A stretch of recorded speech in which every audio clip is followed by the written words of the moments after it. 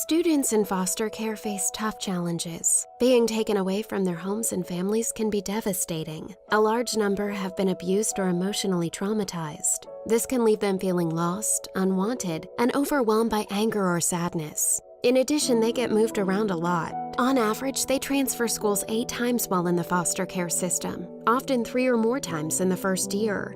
Moving can mean losing friends, siblings, and other important connections. With all this instability and emotional stress, the demands of school are just too much, making it hard for them to do well. That's not a recipe for success.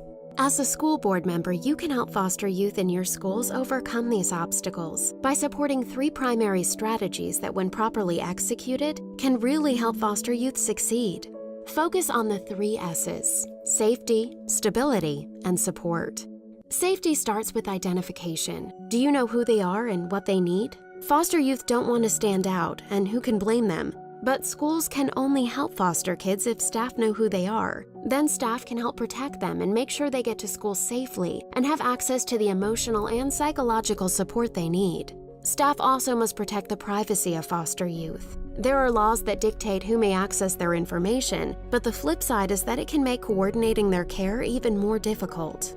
The second S is stability. Staff can help minimize school transitions. Many foster parents are not aware of the child's right to stay in the same school, even if the child switches to a new family. It's imperative for staff to advocate on the child's behalf, including reaching out to and coordinating with education rights holders, those who have legal authority to make education decisions for foster youth. They also need to work with other school staff, other foster care youth advocates, and sometimes the courts. If a change in schools cannot be avoided, staff can make sure students in foster care are immediately enrolled in their new school, get partial credit for the classes they've taken, which is essential for high school students trying to stay on track for graduation, and oversee a timely records transfer. The third S is support. Foster youth need strong academic guidance. Part of the staff's role is to reassure them by saying, yes, you can go to college, and help them get the support they need to complete the courses that meet A through G entrance requirements for California colleges and universities.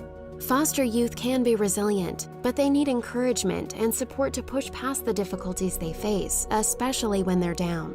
Finally, support includes networking. Beyond school and social services staff, foster youth need to be introduced to a network of people. They need help meeting and forming relationships with educators, community members, and business leaders who can help them persevere through college, find a job, pursue a career they are passionate about, and find their place as productive members of society. School board members can help foster youth by learning about the substantial amount of time, resources, and effort it takes to best serve them and provide the staffing, funding, and support necessary. We encourage you to do what board members do best. Ask questions, do your homework, be proactive.